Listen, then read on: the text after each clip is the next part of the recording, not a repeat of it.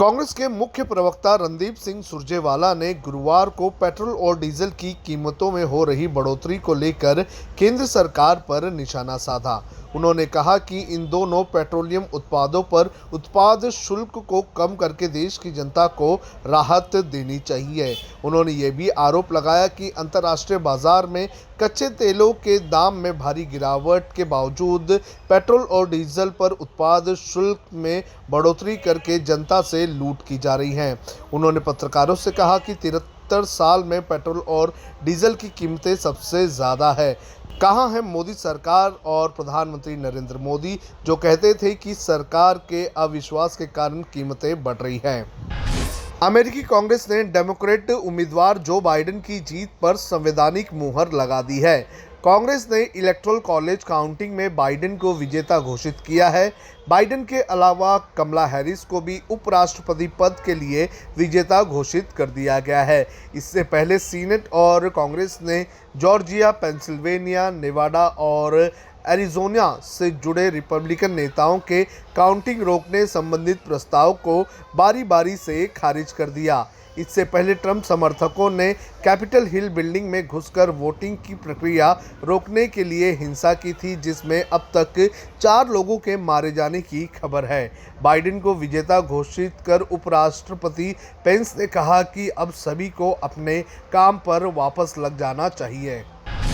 कांग्रेस अध्यक्ष सोनिया गांधी को देश का सर्वोच्च नागरिक सम्मान भारत रत्न देने की मांग पर राजनीति तेज होने लगी है। अब शिवसेना सांसद और नेता संजय राउत ने भी सोनिया गांधी को भारत रत्न दिए जाने की मांग का समर्थन किया है। आपको बता दें कि इसके पहले कांग्रेस महासचिव हरीश रावत ने बुधवार को कहा था कि भारतीय नागरिकत्व की गरिमा को नई ऊंचाई प्रदान करने के लिए पार्टी अध्यक्ष सोनिया गांधी और देश के शोषित एवं पीड़ितों के भीतर विश्वास पैदा करने के लिए बीएसपी प्रमुख मायावती को भारत रत्न सम्मान से नवाजा जाना चाहिए।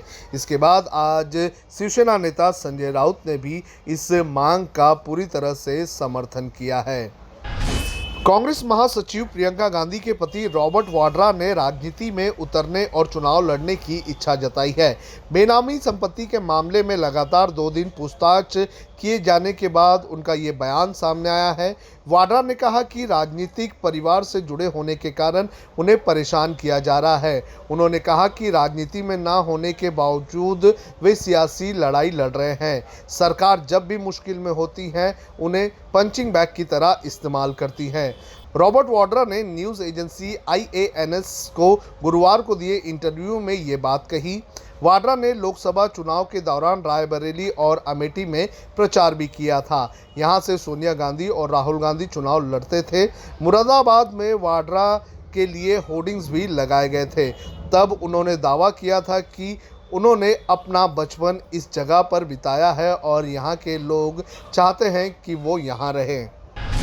दिल्ली हाईकोर्ट में दायर की गई एक जनहित याचिका में मांग की गई है कि कोरोना वायरस के खतरे के प्रति जागरूक करने के लिए मोबाइल के कॉलर ट्यून में अमिताभ बच्चन की जगह उन कोरोना वॉरियर्स की आवाज़ शामिल की जाए जिन्होंने लॉकडाउन के दौरान लोगों की भरपूर सेवा की। याचिका में मांग की गई है कि अमिताभ बच्चन की आवाज़ वाली कॉलर ट्यून को हटा देनी चाहिए।